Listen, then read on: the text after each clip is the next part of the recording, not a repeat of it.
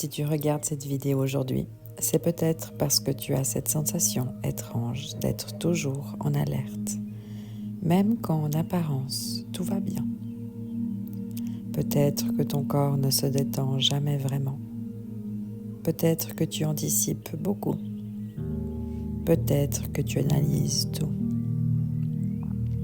Peut-être que tu ressens les émotions des autres avant même qu'elles soient exprimées. Et j'ai envie de te dire quelque chose d'important tout de suite. Ce n'est pas ta personnalité. Ce n'est pas un trait de caractère. Ce n'est pas parce que tu es trop sensible. C'est ton corps qui a appris à rester vigilant. Quand le système nerveux a vécu trop de moments d'insécurité, des tensions, des non-dits, des imprévus, des émotions qu'il a fallu contenir, il apprend une chose. Rester en alerte, c'est plus sûr que se relâcher. Alors ton corps scanne, il observe, il anticipe, même quand tu es seul, même quand il n'y a pas de danger immédiat.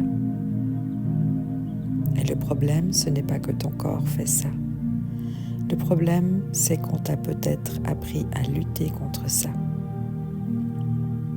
À te dire, je devrais me détendre, je devrais lâcher prise, je devrais être plus calme. Mais ton corps, lui, n'a pas besoin qu'on lui dise quoi faire. Il a besoin qu'on lui montre qu'il est en sécurité. Et ça, c'est un point très important. La sécurité ne se crée pas avec des mots. Elle se crée avec des expériences répétées. Des expériences de lenteur, des expériences de douceur, des expériences où rien n'est exigé. C'est pour ça que certaines périodes, comme les fêtes, les pauses, les transitions, peuvent être plus difficiles. Parce que quand le rythme extérieur ralentit, le corps, lui, relâche un peu. Et tout ce qu'il retenait peut remonter. De la fatigue, de l'émotion, de l'irritabilité, de la tristesse sans raison claire. Et encore une fois, ce n'est pas un dysfonctionnement, c'est un mécanisme de protection. J'aimerais te proposer un petit changement de regard.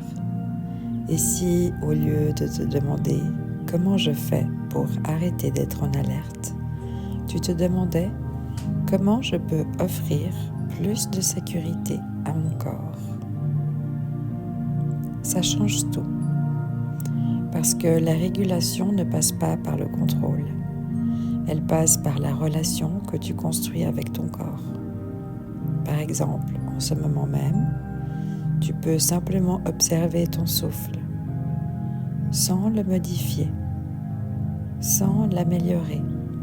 Juste remarquer s'il est rapide, lent, haut, profond. Le simple fait d'observer crée déjà une forme de présence. Et la présence, c'est le début de la sécurité. Si tu te reconnais dans ce que je partage ici, si tu as l'impression que ton corps est souvent en tension, en vigilance, en adaptation constante, sache que tu n'es pas cassé. Tu n'es pas en retard. Tu n'as rien à réparer.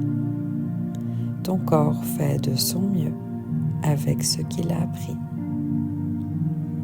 Et la bonne nouvelle, c'est que le système nerveux apprend très bien, à condition qu'on lui parle avec douceur. C'est exactement ce que je transmets sur cette chaîne. Si tu as envie de continuer ce chemin, de comprendre ton corps, de l'apaiser et de construire une sécurité intérieure durable, tu peux t'abonner. Ici, on ne force rien, on ralentit. on écoute et on revient à soi pas à pas. Avant de terminer, je t'invite à prendre une dernière respiration avec moi. Inspire lentement et expire doucement.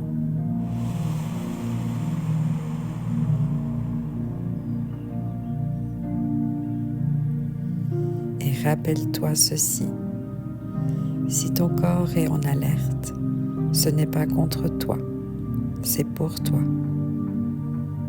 Merci d'être là. Prends soin de toi.